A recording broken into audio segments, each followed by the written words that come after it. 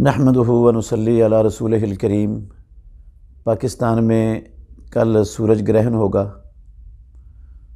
یہ سورج گرہن اور چاند گرہن یہ اللہ رب العالمین کی نشانیاں ہیں، جن نشانیوں کے ذریعے اللہ رب العالمین اپنے بندوں کو ڈراتا ہے کہ جو اپنی اتنی بڑی بڑی مخلوقات کو بے نور کر سکتا ہے، انسان جو بالکل معمولی ہے ان مخلوقات کے مقابلے میں، کیا اللہ رب العالمین اس کی پکڑ نہیں کر سکتا اللہ کی بغاوت اور نافرمانی پر؟ تو انسانوں کو ہمیشہ ہر وقت اللہ رب العالمین سے ڈر کر زندگی کا ہر قدم اٹھانا چاہیے۔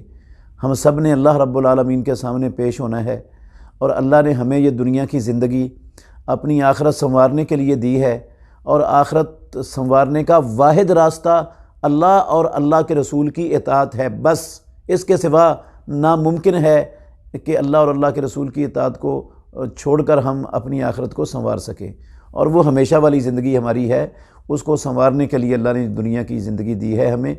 تو چونکہ انسان کمزور ہے، وہ شیطان کے ہتھے چڑھ جاتا ہے، اپنے نفس کی خواہشات کا شکار ہو جاتا ہے، معاشرے کی بے رویوں کا شکار ہو جاتا ہے، غافل ہو جاتا ہے، تو اللہ رب العالمین ایسی نشانیوں سے اپنے بندوں کو ڈراتے ہیں کہ وہ اللہ سے ڈر جائیں اور اللہ اور اس کے رسول کی اطاعت میں اپنی زندگی کو بسر کرنا شروع کر دیں۔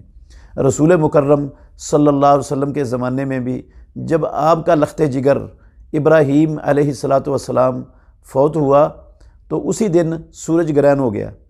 لوگوں میں سے کچھ لوگوں نے یہ باتیں کرنا شروع کر دیں کہ آج ایک عظیم انسان اللہ کے نبی کا بیٹا فوت ہوا ہے، اس وجہ سے سورج کو گرہن ہوا ہے۔ تو رسول مکرم صلی اللہ علیہ وسلم نے خطبہ دیا، لوگوں کو جمع کیا، اور آپ نے فرمایا، لوگوں، یہ سورج اور چاند کسی کی زندگی پر یا کسی کی موت پر گرہن والے نہیں ہوتے۔ اللہ رب العالمین ان کو گرہن زدہ کر کے اپنے بندوں کو ڈراتا ہے۔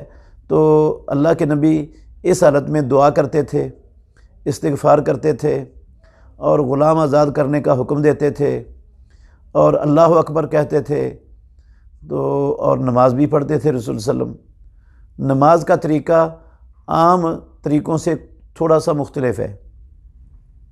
عام رکعتوں کے اندر ہم ایک رکوع کرتے ہیں، ایک رکعت کے اندر، اور 2 سجدے کرتے ہیں، جبکہ یہ سورج اور چاند گرہن کی نماز میں ایک رکعت کے اندر 2 رکوع بھی ثابت ہیں، صحیح بخاری اور صحیح مسلم شریف کی حدیث میں 3 رکوع بھی ثابت ہیں، اور 4 رکوع بھی ثابت ہیں۔ 5 والی بھی ایک روایت ہے، لیکن وہ سندن ضعیف ہے۔ تو زیادہ تر رسول مکرم صلی اللہ علیہ وسلم نے 2 رکوع کے ساتھ بھی پڑھی ہے، اور 3 رکوعوں کے ساتھ بھی ایک رکعت پڑھی ہے، اور 4 رکوعوں کے ساتھ بھی ایک رکعت پڑھنا رسول مکرم صلی اللہ علیہ وسلم سے ثابت ہے۔ باقی اللہ کے نبی رکعت کے اندر تکبیر تحریمہ کہہ کے کھڑے ہوتے، اور اس سے پہلے رسول مکرم صلی اللہ علیہ وسلم نے صحابی کو حکم دیا کہ وہ اعلان کر دے، ان الصلاۃ جامعۃ، لوگوں جماعت کھڑی ہونے والی ہے۔ مطلب یہ ہے کہ جس نے جماعت کے ساتھ نماز پڑھنی ہے گرہن کے موقع پر، وہ مسجد میں پہنچ جائے۔ یہ اعلان کروایا محمد الرسول اللہ صلی اللہ علیہ وسلم نے، اور پیارے پیغمبر نے پھر نماز پڑھائی۔ صحابی کہتے ہیں کہ اتنا لمبا قیام کیا، اتنا لمبا قیام کیا کہ ہم نے سمجھا کہ آپ قیام میں ہی رہیں گے۔ پھر لمبا رکوع کیا، پھر رکوع سے اٹھ کر کھڑے ہوئے، سمع اللہ لمن حمدہ کہا، اور سمع اللہ لمن حمدہ کہنے کے بعد پھر آپ نے قرأت شروع کر دی۔ یہ قرأت پہلے والے قیام سے تھوڑی سی کم تھی، اور پھر سجدہ کیا، پھر رکوع کیا، اور رکوع کے بعد پھر آپ اٹھ کر کھڑے ہو گئے، اور پھر آپ نے قرأت شروع کر دی، لمبی قرأت کی۔ یہ قرأت دوسرے قیام سے تھوڑی سی چھوٹی تھی، پھر آپ نے جو ہے نا وہ سجدہ کیا۔ اس طرح بسا اوقات 3 رکوعوں کے ساتھ اور 2 سجدوں کے ساتھ ایک رکعت پڑھی، بسا اوقات 2 رکوعوں اور 2 سجدوں کے ساتھ ایک رکعت پڑھی، اور بسا اوقات 4 رکوعوں اور 4 سجدوں کے ساتھ بھی ایک رکعت اللہ کے نبی نے پڑھی ہے۔ تو 4 رکوعوں اور 2 سجدوں کے ساتھ بھی ایک رکعت پڑھی ہے۔